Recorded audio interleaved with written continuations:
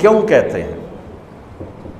رمضان کا مطلب ہے جل جانا، کس چیز کا جل جانا؟ صلاۃ الاوابین حین ترمز الفصال، نیک لوگ ایک نماز پڑھتے ہیں کب؟ جب اونٹ کے پاؤں جلنے لگیں، اونٹ کے پاؤں جب جلنے لگیں، اونٹ کے بچے کے پاؤں جب جلنے لگیں۔ تو رمضان میں جل جانا، اس کا روزے سے کیا تعلق ہے؟ اس کا روزے سے تعلق یہ ہے کہ 360 دن سال میں ہوتے ہیں چاند کے لحاظ سے، 330 دن کے گناہ اللہ رمضان کے روزوں میں ہر روز میرے آپ کے گناہ جلاتا ہے، جلاتا ہے، جلاتا ہے۔ بھوک لگتی ہے ایک آگ بنتی ہے، پیاس لگتی ہے ایک آگ بنتی ہے۔ تو ہمارے لکڑی کی آگ میں چیزیں جلتی ہیں اور ہماری بھوک، روزے کی بھوک کی آگ میں گناہ جلتے ہیں، اور 29ویں روزے اللہ سارے سال کے گناہوں کو جلا کے روزہ والا یا روزے والی کو ایسے پاک کر دیتا ہے جیسے آج ماں کے پیٹ سے نکلا ہو، ایسے ان کو خوبصورت کر دیتا ہے۔ حج کا مہینہ آیا، اعمال اسی طرح ہیں جیسے ہوتے ہیں۔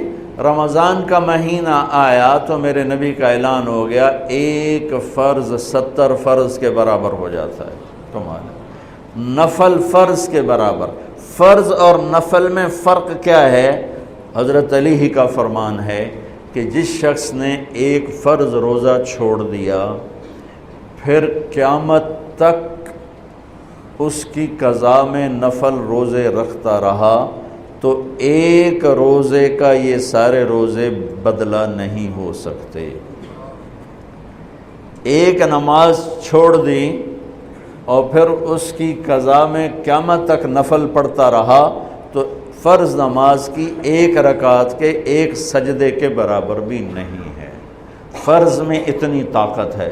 تو اللہ کی رحمت کیسے متوجہ ہوتی ہے کہ رمضان کے مہینے میں اللہ فرماتے ہیں میرے محبوب کی امت ہے، ایک فرض کو 70 کے برابر کر دو، اور پھر فرماتے ہیں نفل کو فرضوں کے برابر کر دو، اور پھر فرماتے ہیں جو رات کو تراویح پڑھے گا، دن میں روزہ رکھے گا، آخری رات اسے ایسے دھو کے پاک کر دوں گا کہ اس کے ذمے گناہ کا ایک ذرہ بھی باقی نہیں بچے گا، سب گناہ اللہ تعالیٰ اس کے معاف فرما دے گا۔ اور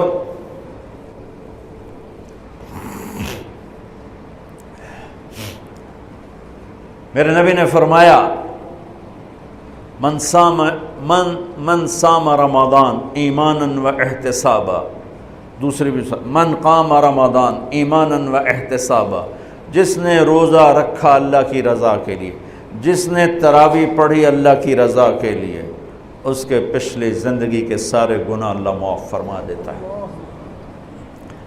رات کا قیام کسی امت کو نہیں ملا۔ دیکھو روزہ سخت تھا تو ان کا قیام اللیل نہیں تھا، چونکہ وہ اپنی کتاب پڑھ سکتے ہی نہیں تھے۔ رمضان میں اللہ نے آسمانی کتابیں اتاریں، یکم رمضان کو ابراہیم علیہ السلام پر، 2 رمضان کو تورات موسیٰ علیہ السلام پر، 8 یا 6 رمضان کو عیسیٰ علیہ السلام ان پر، موسیٰ علیہ السلام ان پر، داؤد علیہ السلام پر زبور کو اتارا، اور 12 یا 18 رمضان کو عیسیٰ علیہ السلام پر انجیل کو اتارا، اور 21 رمضان کو اللہ تعالیٰ نے پیر کی رات لیلۃ القدر میں غار حرا کے اندر اللہ تعالیٰ نے اپنے محبوب پر کتاب کو اتارا۔ وہ کتابیں فل آ گئیں، لکھی لکھائیں۔ قرآن فل نہیں آیا، قرآن صرف ایک سورت کے 19 الفاظ آئے بس، اور پھر 23 برس میں قرآن اترا۔ کتنے انبیاء ایسے گزرے ہیں جن کے پاس جبریل زندگی میں ایک دفعہ آیا، زندگی میں جبریل ایک دفعہ، اور 1 سے لے کر آگے کوئی تعداد مقرر نہیں ہے، 100 دفعہ 200 دفعہ، لیکن آپ حیران ہوں گے ہمارے نبی پر جبریل 23 برس میں 24,000 دفعہ آئے، 24,000 دفعہ، جو ایک عجب العجائب ہے، عجب العجائب ہے۔ تو میرے بھائیوں، رات کی تراویح، دن کا روزہ، تراویح میں کیا ملنے والا ہے؟ میرے نبی کا فرمان ہے ہر سجدے پہ 1500 نیکی، ہر سجدے پہ 1500 نیکی۔ تھوڑی اپنی کاروباری مصروفیت گھٹاؤ، اپنی کاروباری مشقت گھٹاؤ، اپنے ملازموں کی بھی مشقت گھٹاؤ تاکہ وہ تراویح پڑھ سکیں، روزہ رکھ سکیں، بشاشت سے پڑھ سکیں، اور اللہ کا فضل ہے ڈھیلے سے ڈھیلا حافظ بھی ہو تو 1.5 گھنٹے میں سارا کچھ نمٹ جاتا ہے۔ اتنی سی ہمت کرو میرے بھائیوں کہ افطاری میں تھوڑا کھاؤ۔ اگر تم پہلوانوں کی طرح شروع ہو گیا نا، پھر تو تم سے عشاء بھی نہیں پڑھی جائے گی، تراویح تم نے کیا پڑھنی۔ روزہ جسم کی فالتو چیزوں کو جلاتا ہے، روزہ ایک قوت پیدا کرتا ہے ایمانی شیطان کے خلاف۔ وہ کیسے پیدا کرتا ہے شیطان کے خلاف؟ اللہ تعالیٰ حلال کو بھی حرام کر دیتا ہے۔ جب بیوی کو بھی شہوت سے دیکھنا حرام ہو گیا اور یہ اس پہ قابو پا گیا تو اوروں کی عزت کو یہ حرام نظر سے کیوں دیکھے گا؟ جب یہ حلال کھانا چھوڑ گیا تو یہ جھوٹ کیوں بولے گا، یہ گالی کیوں دے گا، یہ غیبت کیوں کرے گا؟ جب یہ کان میں دوائی ڈالنا چھوڑ گیا کہ روزہ ٹوٹ جاتا ہے تو یہ اوروں کی غیبت کیوں سنے گا، اوروں کی برائی کیوں سنے گا؟ جب یہ آنکھ میں دوائی نہیں ڈالتا ہے کہ وہ حلق میں جاتی، وہاں سے وہ پیٹ میں چلی جاتی ہے، روزہ ٹوٹ جاتا ہے، تو یہ ان آنکھوں سے غلط کیوں دیکھے گا؟ یہ غلط کیوں کسی کی عزت کے اوپر اپنی بددیانت نظر کو ڈالے گا؟ تو جب یہ اندھیرے میں بند کمرے میں ٹھنڈا پانی پڑا ہوا ہے اور ہاتھ نہیں لگاتا ہے اور اللہ کا دھیان اسے یاد ہوتا ہے کہ اللہ دیکھ رہا ہے، نہاتے ہوئے ہونٹ بند کر لیتا ہے کہ کوئی پانی کا قطرہ منہ میں نہ چلا جائے اور میرا روزہ نہ ٹوٹ جائے، خراب نہ ہو جائے، تو یہ جب اللہ کا اتنا دھیان اس کو نصیب ہو جاتا ہے کہ اللہ دیکھ رہا ہے، ورنہ کیا کسی کو کیا خبر کہ میں 2 گلاس پانی پیتا ہے یا میں پیاس سے بول رہا ہوں۔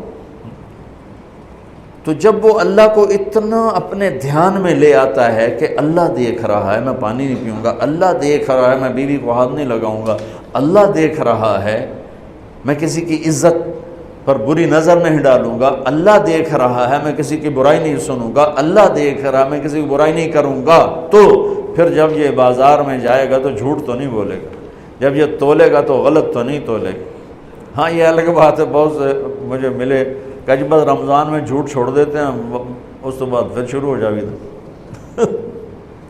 رمضان میں رشوت نہیں لیتا ہوں، اس تو بعد پھر شروع ہو جاتا ہے۔ تو چلو شکر ہے 1 مہینہ تو مسلمان رہتے ہیں۔ اچھا اس کی وجہ کیا ہے کہ رشوت خور کہتا ہے جی رمضان میں نہیں، جی نہیں، رمضان میں جھوٹ نہیں بولنا، رمضان میں صحیح تولنا ہے، رمضان میں غلط نہیں تولنا ہے۔ کیوں؟ شیطان قید ہو جاتا ہے۔ رمضان میں نمازی کیوں بڑھ جاتے ہیں؟ شیطان قید ہو جاتا ہے۔ کسی امت کو یہ نہیں ملا کہ رمضان میں شیطان قید کیے جائیں، اس امت کو ملا رمضان میں شیطان قید ہو جاتے ہیں۔ کسی امت کو یہ نہیں ملا کہ رمضان میں جہنم کے دروازے بند ہو جائیں، اس امت کو ملا ہے رمضان میں جہنم کے دروازے بند ہو جاتے ہیں، جنت کے دروازے کھل جاتے ہیں۔ کسی امت کو یہ نہیں ملا کہ ان کے لیے ہر مخلوق دعا کرے، رمضان کے مہینے میں اس امت کو یہ ملا ہے کہ ان کے روزہ رکھنے والوں کے لیے چونٹیاں بھی دعا کرتی، پرندے بھی دعا کرتے ہیں، مچھلیاں بھی دعا کرتی ہیں، ہوائیں دعا کرتی ہیں، ہر شے دعا کرتی ہے روزہ رکھنے والے کی۔ اس امت کو ملا۔